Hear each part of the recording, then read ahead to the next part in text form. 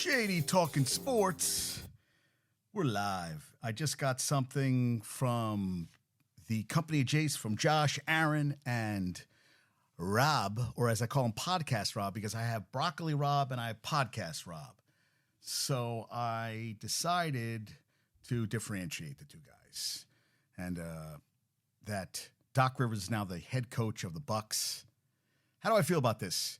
You fired Adrian Griffin, who went 30-13, but there were defensive lapses. Budenholzer had a more defensive thing going on. There's Aaron, my man. And good afternoon there, Josh. And they weren't using Dame. Dame isn't really a defensive guy, but his usage was down, even with Giannis.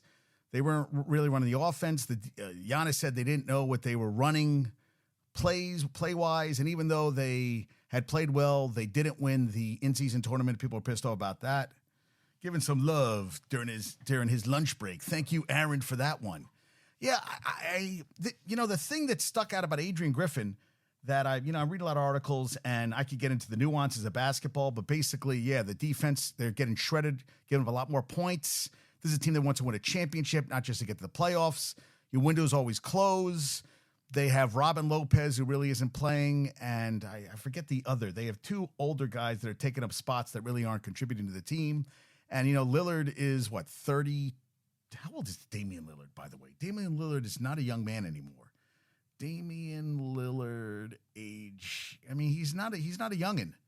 He's never won a ring, never even played in a finals. So I guess we're going to see how that goes if this is the year. But, this is a team that wants to win championships. And, I read the whole thing about, he's 33. 33, he'll be 34 in July. It's not like he's a spring chicken. He doesn't have a long time. The shelf life of an athlete is not forever. But this is interesting, too. Peter Vesey said that this is his third head coach. He got rid of Kidd. And, they got rid of Budenholzer because he couldn't win the playoffs. Well, he won a goddamn championship. I think that's, how many teams would love to even win a goddamn championship? I know the Knicks would. Nets. There's a lot of teams out there that would like to even win one championship. They won one, and now you're bringing Doc Rivers, who's the only coach to blow 3-1 leads. He's blown 3-2 leads. He hasn't even been to a finals since he was the last 10 years. His numbers are nothing to write. Yeah, I looked up his numbers, and I was like, it's not like he's like putting up these rock'em sock'em kind of numbers that, this is a guy, yeah. Last 10 playoffs, made playoffs, 10 of the last 11 seasons, 7 years with the Clippers, 27-32, 458 winning percentage. 3 years in Philly, 2015. Doc Rivers only won one championship one time, and guess who was the assistant coach who handled the defense that year? Yeah, great. So Tibbs, yes, Tibbs. I love when people show me that shit.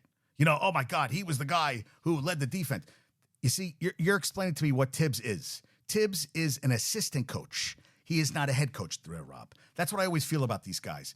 Some guys are better being like Belichick. Belichick was a phenomenal defensive coordinator, and he got Brady, and the rest is history. But Belichick is a phenomenal defensive coordinator. Tibbs would be a great assistant coach handling the defense. Head coach still doesn't show me shit.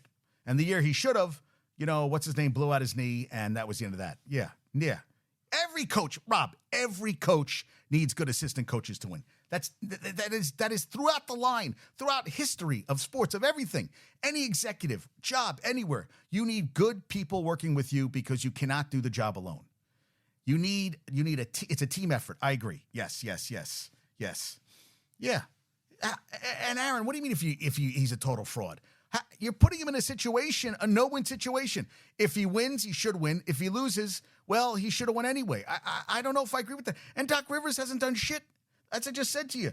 He hasn't. He's been 10 of the last 11 years. They haven't even made an Eastern Conference final. In the last 11 years, he's been coaching. No Eastern Conference finals. It's not like we're talking about this guy that's this great coach.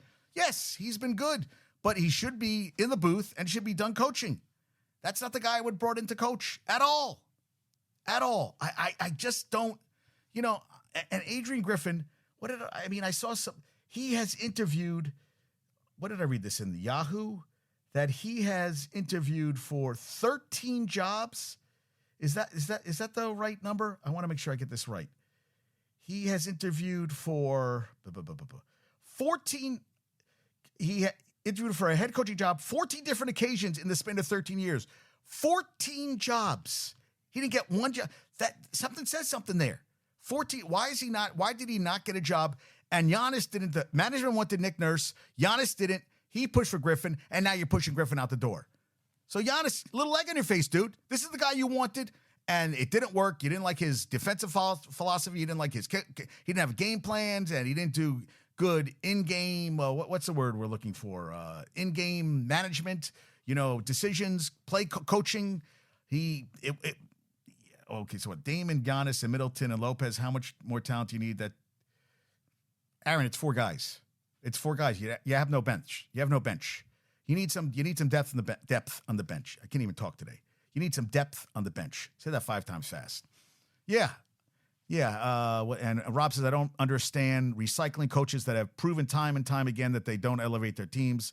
Yes, adjustments, coaching adjustments. Thank you, Josh. Yes, in-game adjustments. Thank you, Josh. Yeah, I have all these things I was going to talk about. Listen, it wasn't a good fit. They weren't using Lillard, but Lillard really doesn't really play defense. They really weren't protecting the rim. Guys were getting to the rim. They were too small. You big guys that were coming out to at the perimeter, and they're blowing by, and there's nobody inside, and they wanted them to crash the boards. Like a whole different philosophy, different from what they've done in the past.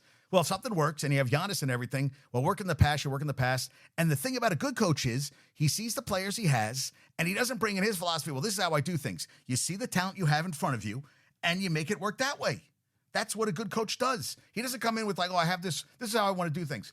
Well, it's not working. The players are unhappy. There's tension among the players and everything. Yeah, that's not a good thing, dude.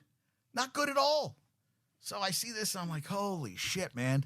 30-13. And he's only tied for that's my trivia question for today.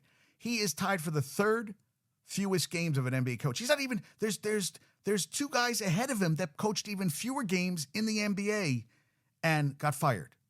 I said, for that, and I forgot about these guys. I was like, well, one of the guys, but one of them popped in my head. The other guy I didn't remember, but one of the guys I was like, holy shit, I forgot about that. Yeah, he tried the NBA. It did not work out. It did not work at all for him. But,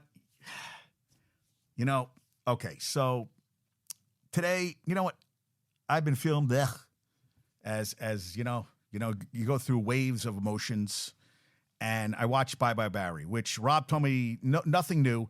I thought they glossed over a lot of stuff. I would have liked a little more stuff about it. Oklahoma State. Basically, they showed him where he ran for 2,600 yards, and his sister goes, I didn't realize he was that good. He wins the Heisman. Very unassuming guy. He still calls his mom mother. He has 4 boys. His dad raised 11 children. His father was a good guy. He said his son was the 3rd best running back at his Hall of Fame induction ceremony. He said Jim Brown, him, his dad, and then him. And he thought he was better than his son. And even the mom goes, well, he was good. Was he as good about? Well, I don't know about that. And basically, Barry Sanders took himself out of games in high school. And his dad was a big Sooners fan, but the Sooners didn't recruit him. And I remember he started out as a fullback behind Thurman Thomas at Oklahoma State, and then he took over. He had that phenomenal year in '88, and he beat Rodney Peete and Troy Aikman, 2,600 yards, a couple 300-yard games, 37 touchdowns. I mean, numbers are crazy. Goes to the NFL, signs the biggest contract. Weren't going to play him the first game, put him in, bam, the rest is history. But not on good teams. Went to one NFC championship game. Wayne Fonts, they had a nice little run, but they had shitty team after shitty team after shitty team. They got rid of teammates like Glover and Spielman and Lomas Brown over money. And not a lot of money, but they just kind of and he's talking about his dad, and I just lost it. I mean, he loved his dad. His dad was a good guy. He didn't really blow smoke up his kid's ass. And Barry would score, and I think he once did something in high school, and his dad goes, yeah, you're not going to do that. Act like you've been there before. Jalen Rose even said, I don't know, 99% of the people would never be able to do. After he runs for 80 yards, flips the ball to the ref. I just saw, he was 1,400, under 1,500 yards away from passing sweetness and retires. Didn't want to play anymore because all the teammates that he loved, and he saw 2 teammates, Utley and another, Reggie Brown, I think the linebacker, when he had 2,000 yards, the game he had 2,000 yards against the Jets that knocked the Jets out of the playoffs. He got hurt, and I think he ended up walking it, but Utley never did. And he wasn't happy. I don't think Bobby Ross, the first 2 games, they were going to use him as a fullback. His dad was like, I know more about football than Bobby Ross. I mean, and the ownership, basically, this guy retired through a fax message.